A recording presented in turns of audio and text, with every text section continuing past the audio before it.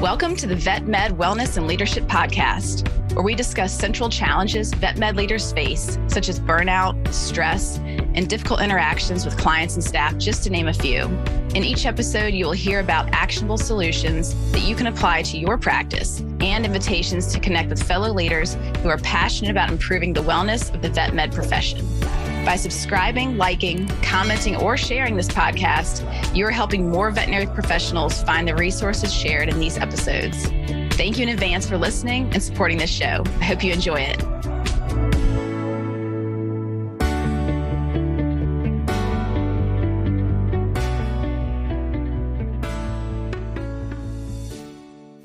Hello, everybody. Crystal Stokes here, and joining me today is Daniel Valdes, a dedicated project manager at Celeritas Digital. Yeah. Woohoo! Got it right. Celeritas Digital.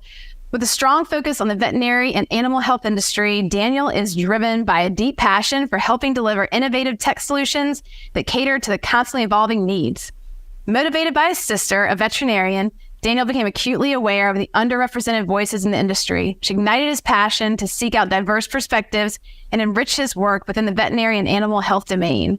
Having worked closely with prominent entities like Merck, Phibro, and NOMV, Daniel has contributed to developing educational content for Merck, creating captivating animations to explain the mode of action of a vaccine for Phibro, and leading and designing user-friendly app for the notable nonprofit we just mentioned, Not One More Vet.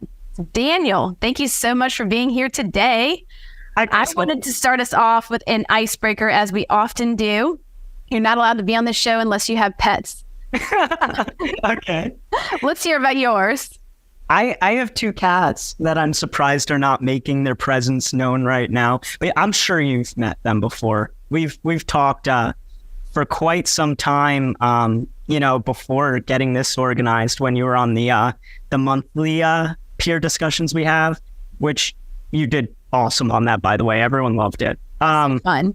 But I feel like my cats may have made an appearance like early on to us meeting, just running across the screen, sticking their butts in the camera or something. One is named Joey, the other is named Chandler. I'm not really a Friends fan, Don't lie. I adopted them, but they came with the names. That's so sweet. Hopefully they'll make an appearance today. Hopefully one of my cats will appear as well. So let's count on that. That'd be super fun.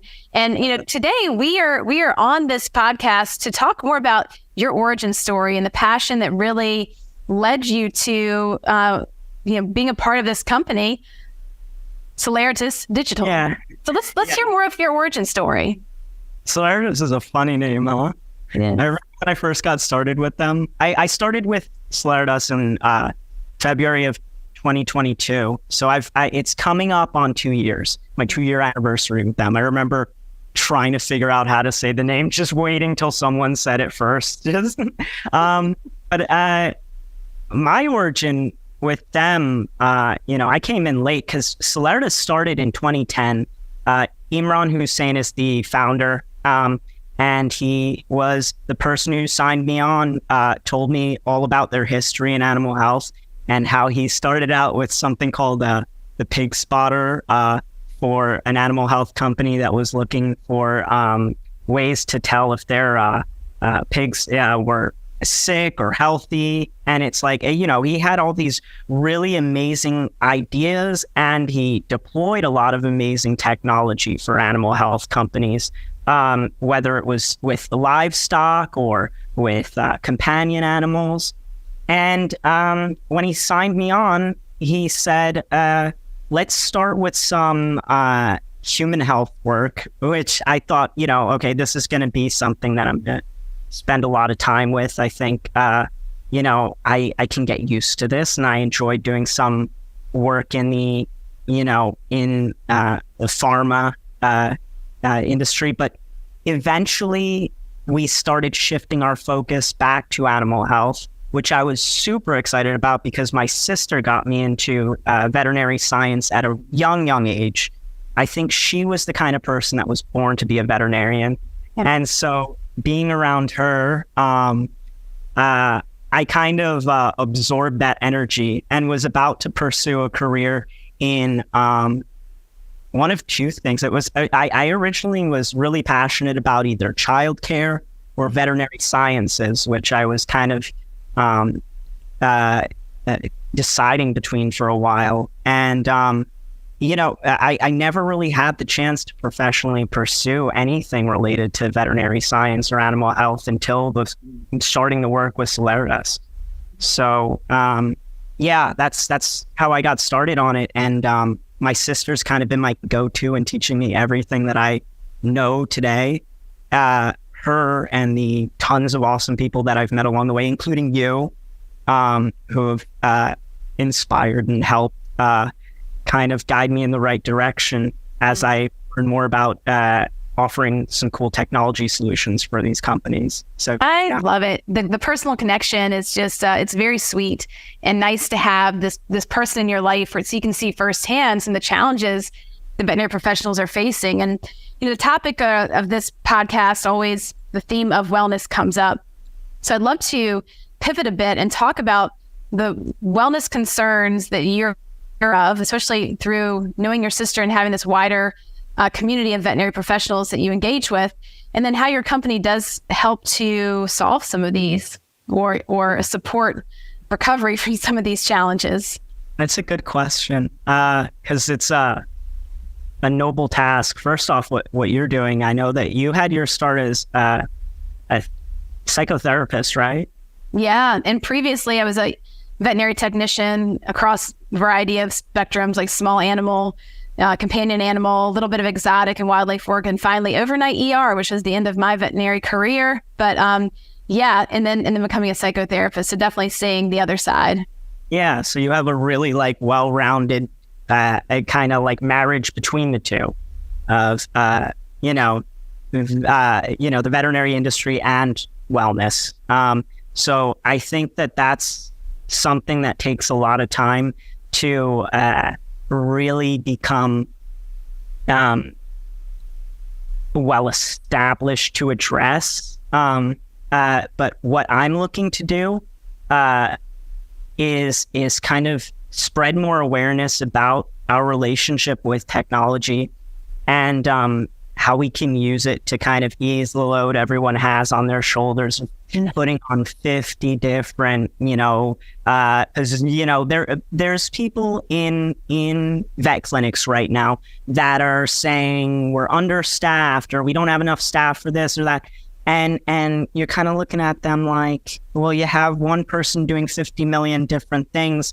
Yeah, we're going to have to address that. And how do you solve that? On my end, I believe it's technology. I believe that there's a lot of ways we can make our lives easier with technology. And so I think it's there needs to be a better kind of relationship there between veterinary professionals and their use of technology. And I also think the accessibility to technology too is kind of a concern. I think that people find technology to be either out of reach or something that is kind of really hard to to begin work on, because it feels like you're entering a whole different world if it's something that you're not used to thinking about in the clinic setting, at least. And I think kind of addressing that and our lack of educational tools in the veterinary space and in the technology space. I think both of those things, if we can get that gap closed between vet med and technology and the educational tools that are available to us as a result of the new ways of doing things and new technology, I think that's something I really want to start to address, and I hope I've done that throughout this year, because it's been a big focus of mine with a lot of the projects I've been doing. Interesting. So I definitely want to hear about some of these projects, because I think hearing of real life examples makes it come to life in our imagination. And I'll just kind of piggyback on what you're saying, which is so often when I'm working with veterinary professionals, I hear common complaints such as lack of confidence. I fear that I'm going to do something wrong and harm an animal, that the diagnosis would be not correct, or I'm not sure exactly the right way to proceed forward. Always wanting to have that confidence and certainty, and that they're providing the very best medicine, from techs up to DVMs, and having access to education and training that specifically addresses their areas of concern or weakness where they'd like to feel more confident. That would be great. I've looked at plenty of portals that provide continuing education, and I think, oh boy, they're so hard to navigate. You can't quickly assess whether or not this training is really going to be high quality or exactly what you need. These professionals are very limited on time. They need it to be to the point and effective. And I can see that the relationship with technology too can be kind of clunky of, okay, here's this new technology, a portal we can log into or a service. People get overwhelmed with all the different types of technology they're juggling, from Teams to whatever software they're running on to manage their clients and patients. There's just a lot of volume, and I can definitely feel the tension within practices of that relationship with technology. And I can imagine your vision of closing this gap and having people feel more comfortable with technology, that they truly understand what's being delivered. It's landing. They're not just like superficially getting it, but it's deeper than that. And it builds that confidence, which then reduces stress.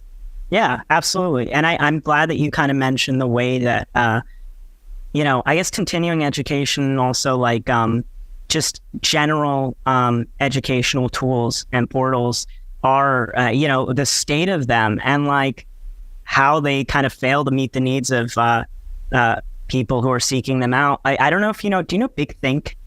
Mm-mm. Great YouTube channel. And like the way that they address education and content is so masterful. And I think that, it's just short form content from thought leaders, and it's really accessible and really well done. And I don't know why that came to mind, but yeah, well, it's an example, right? That's how we create often. We look and we find examples where it's been well done, and we might be able to replicate that in the veterinary industry. But I'd love to hear more. Tell me about some examples of the things that you are building and how these may connect to veterinary well-being. Yes. I mean, when you say like using examples is like, that's kind of like the key, right? Because we have so much available to us, and I feel like there's an oversaturation at a point of tools available to us to kind of address some of the main problems that veterinarians face. But so you stop knowing where to look. And so what I've kind of done, this was unintentional, but I started looking around at how we're addressing people's needs on a day-to-day basis. I have this sushi restaurant I really like down the street. It's like one of those revolving sushi things, it's a cute place. But they have like this really, really sleek and simple queue system for managing the fact that they're the most trendiest sushi spot in the city. So, instead of having this line running out the freaking building, they have like, a QR code, you scan it, you get on a waiting list, and like it gives you an estimate of time before your party's called, et cetera, et cetera. Simple, right? Mm-hmm. So I was kind of approached by a mutual friend of ours, I believe. Do you know Don Hayes? Yes, big fan. My favorite guy. I'm a big fan of his too. I think he's kind of taken the position as an unofficial like mentor to me. And it's amazing. He's a sales director at MWI for background. People who don't know him, he's based in Texas. He's one of the most amazing people I've ever met. I met him through the monthly peer discussions that we have. He did the cool thing of like being one of the first audience members to kind of speak up and get the conversation flowing. Because you know how people get like really nervous, like, can we talk? They're used to like just being talked at. And so he spoke up, and ever since we've been fast friends. And he came to me saying there's a clinic, needs a queue system. Their waiting list is just like unmanageable. And I checked their website, and I'm like, that's like, this is holding them up in so many ways. I mean, they're, so so that kind of inspired me using what I knew about this sushi restaurant's queue system, along with every other trendy restaurant in the city and what they're doing for these long waiting lists. You implement that into a solution for animals. I mean, like, why are we doing this with just people? Like, there's people filling online, but we have like lines of people with animals, and we're not thinking about how we're dealing with the waiting times there. That's crazy. And so I said, this seems like a really simple thing to do. What we're trying to do more and more at Celeritas is just like custom solutions. So we're collaborating with the people we're meeting to build something based off of what they actually need, what they're expressing or dreaming up, and we make it a real thing. And so I want to pause on that because this is super neat. I find that this is often the case where in vet med, we look to other industries for solutions, which we should be doing. All industries can borrow from each other. If it's been done already by somebody else, why not take that technology instead of reinventing the wheel? And we get an inspiration by looking around us. So that's a great example of having a clinic that has a really long wait time, which is very stressful. I think there's a lot of pressure as vet med professionals are so compassionate and they really, I think it's a burden on them to know there are all these animals who need treatment and need care that are waiting. And then on top of that, the client's frustration builds. The clients are worried about their pets. It really creates a lot of pressure. And so knowing that there's a system that can be more efficient, that is probably easier to manage, it allows the clients to relax because they can have that digital wait time on their phone. They can go have a coffee or whatever it is in between, and not have to rely solely on the receptionist to work that front line. I know that's a very difficult position in many hospitals. So it's neat to think about this solution that you all developed for this pain point at this particular hospital. Yeah, I mean, receptionists should not have to be hosts too, especially at a vet clinic. It's too much. This is a way to kind of take that weight off their shoulders. And I appreciate you mentioning the empathy level to it. I know in another episode you were discussing kind of the empathy fatigue people experience during burnout. And it's like, I mean, this is something that's a real concern. You know, if people feel like their services are lacking or they're not able to address the issues that their clients are having in real time, like that's going to lead to burnout, in my opinion. And so I think that it's an important thing to kind of address early on. Technology is the way to do that, I think. Yes, it's a win-win on, well, probably triple win. It helps the clients feel more at ease that they have this system that is helping them have transparency into their wait time. They can plan accordingly. It feels more certain. I think that many clients get stressed when we give them the wait time of, it could be anywhere from 30 minutes to 4 hours. We'll let you know. That's very difficult to deal with. It helps the team just be able to focus on the medicine at hand and providing excellent service to their patients. I think that's very satisfying as well. And your point to burnout, absolutely. These stressors really add up over time. And when I meet with a professional who says, yeah, I just feel like I don't care anymore, I think there's a deep fear that something in them is broken forever, that they're never going to care. And then that's an indicator that they should leave the profession, that they should not work in veterinary medicine anymore. And I want to just say loud and clear, that's not the case. It's just a symptom. You know, that lack of empathy is just a sign that you are exhausted and over your head. And we need to look at solutions to just get you back to your baseline. That empathy comes right back online. It's just temporarily hidden because we're tired. Yeah. And just to reassure people that there are ways to correct that. So. Yeah, exactly. Yeah, I remember in the episode I was listening to a while back, you were talking about like empathy comes from a place. It's not just like some magical thing that you have like temporarily and then it's gone forever.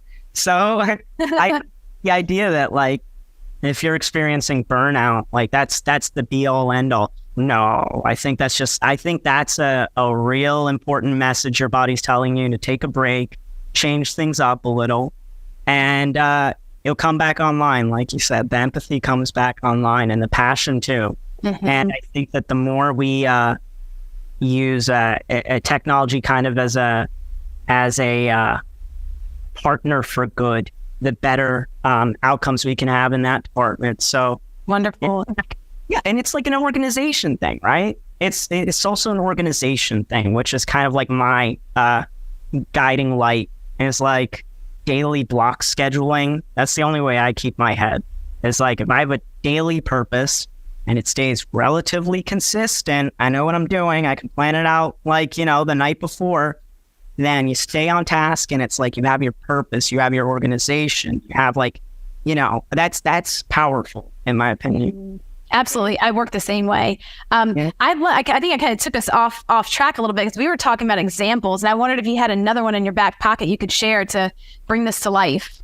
Yeah, the queue system was just my favorite because of the story of how it happened and all that. But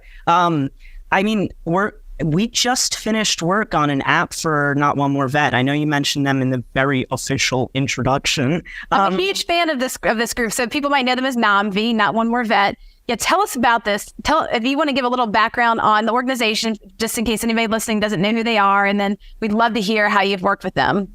Yeah, speaking of vet wellness, like, their main, focus and mission is addressing the issues with mental health in the veterinary profession, which having a sister in the vet, industry is it's a scary thing. I'm not going to like self-censor. It's really scary. I worry about how she day-to-day processes the things she sees as a really empathetic person.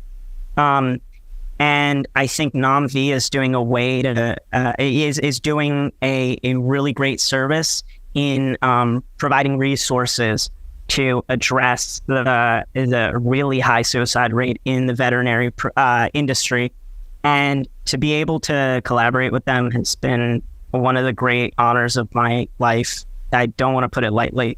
And we made an app for them. But I don't want to downplay it because this is another way to access resources in your pocket. It's super, like I said, accessibility is a big thing with us. And when they kind of approached us with interest of starting to build an app for their resources and kind of as a home base for what they do, be it from their events to their the NOMV list, the famous NOMV list. This was a collaborative process to put, resources in the pocket of people who need it and make it more accessible. And so we just finished that up. I think it was last month, and we're looking to start up on maybe some more projects before their gala in October, which I'm excited to go to. That's in Boston. So, wonderful. So when do you know when the launch date will be for this app? It's launched. It launched already. It's on the App Store and the Play Store.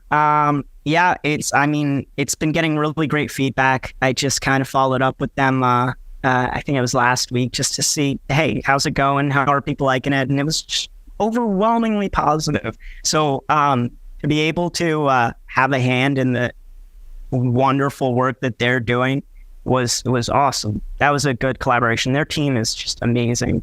I don't know if you have any personal experience with them. Not direct, but I'm a huge fan of their organization. I'm very much on their website, keeping track of what's going on, sharing their resources with people often. They have a great presence, and the work they do is it's very powerful.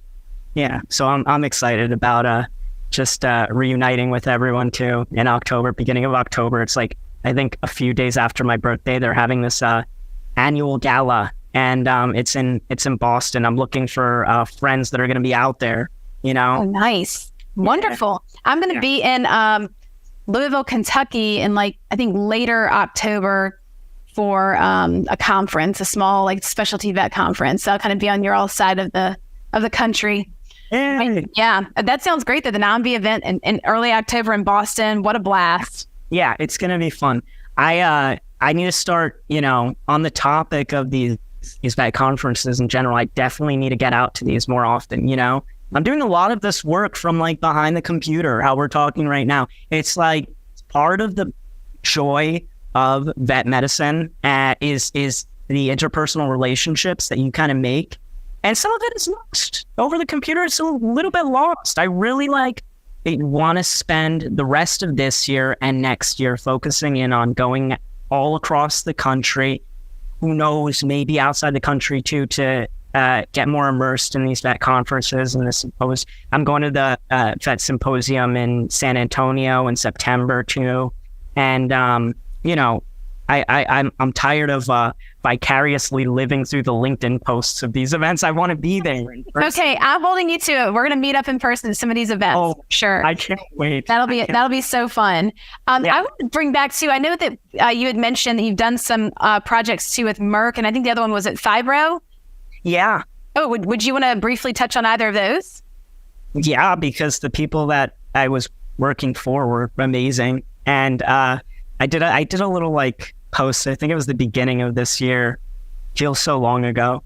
I did a little post on LinkedIn, just kind of reflecting on the work that I was doing in 2022 and the people who kind of guided me and influenced me. And Bob Levon from Merck and Lewis from Fibro were two people that really influenced me, and in such a positive way because of their vision and their compassion, and the fact that they knew I was kind of just getting immersed in this, but they gave me the room to learn and taught me a lot of what I know right now.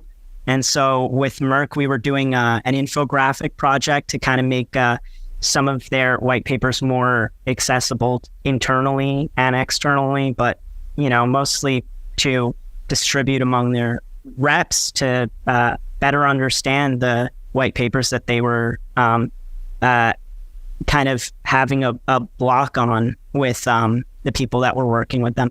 And so we spent some time doing that, and then spent some time doing work on something I think you mentioned in the beginning in the intro.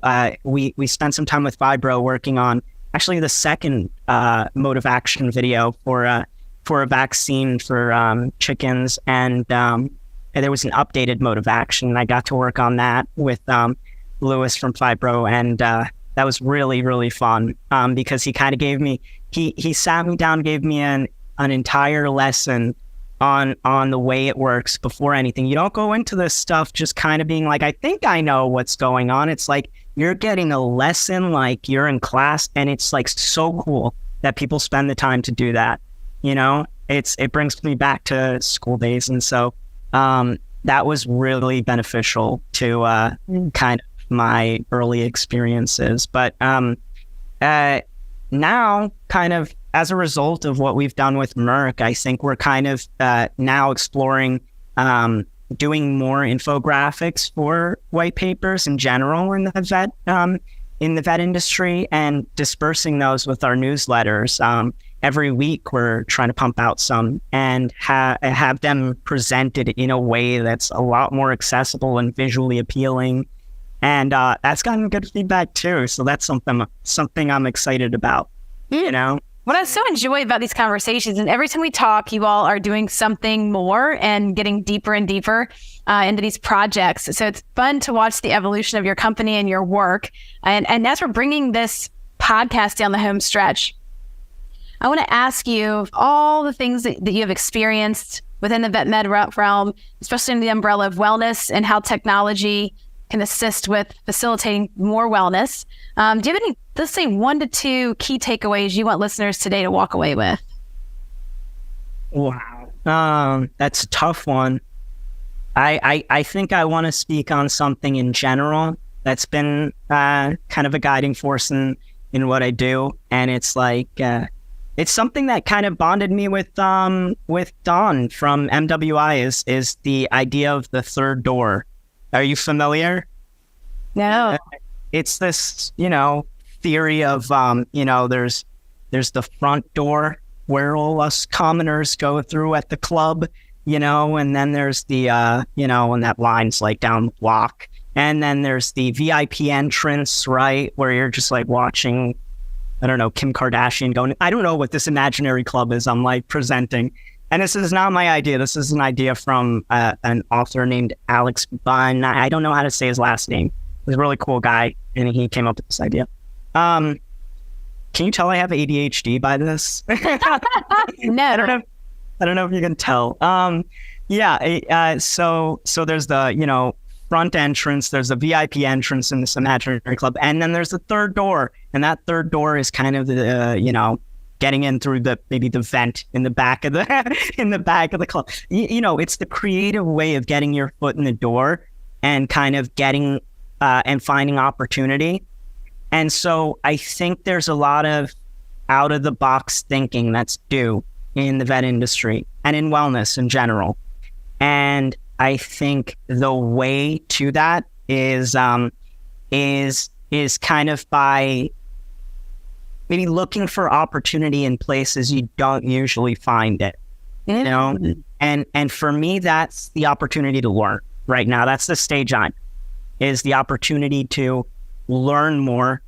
That's the key takeaway, is anyone that I can learn something from, which is everyone, is my good partner, because that's the only way that I've been able to even start to touch on some of the pain points that veterinarians have been facing the past few years post-COVID, is just like people being really open to teaching and, being open to learning in general. That's my big takeaway from all of my experiences the past 2 years. Yeah. Drop the mic. It's beautiful. I think that curiosity is such an important trait and asset to have, that with curiosity, we do become more creative. We can find solutions that we may not have been able to stumble upon before, that kind of third doorway. And it's refreshing, the view that you bring to vet med and how you're integrating technological solutions to help the veterinary industry thrive. I just have really enjoyed this conversation, having you on today. And for people listening that may want to connect with you, learn more about the work you all are doing, where should they go? Thank you for reminding me. I would have just run off here bye guys, see you later. I have a LinkedIn. So if you look up my name, which is spelled weirdly, but it'll probably be in the title and info, I guess. I'll put in the show notes. There we go. Yeah, I'm on LinkedIn. We can chat on there, set up a time to video chat or something and talk about ideas, no matter how big or small. I encourage you guys to follow the Celeritas page on LinkedIn. We're always posting updates on there. And we have monthly peer discussions. Those are the fun ones where we just have as many people as we can get in a Zoom room to discuss big ideas and the intersection of technology and vet med. So yes. Yeah. I encourage people to join those. That's how one of the ways you and I met and got to know each other better. And it's really fun. I think that anybody that's has that time free to just put in their calendar and pop in and check it out. Thanks for the shout out. And thank you so much for having me on here. I have really enjoyed the work that you do on the Vet Med podcast. For 2 times a month, you're doing a big splash on industry. And so thank you. I appreciate it, Daniel. Thanks so much for being on. This has been really fun. Thank you. It's good to see you again. You too. Thank you for joining me today. I hope that you feel stoked after listening to this episode. And as always, I would love to hear your comments and feedback. Is there a topic that you want to know more about? Please let me know. And thank you again for subscribing and sharing your favorite episodes with others. It really means a lot.